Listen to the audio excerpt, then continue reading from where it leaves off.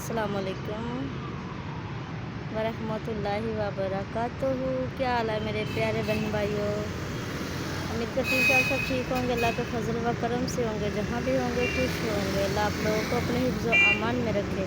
और छोटी सी दुआ के साथ आज का ब्लॉग शुरू करते हैं। तो चलो, मैं जा रही थी बाहर काम के लिए, जहाँ मैं जा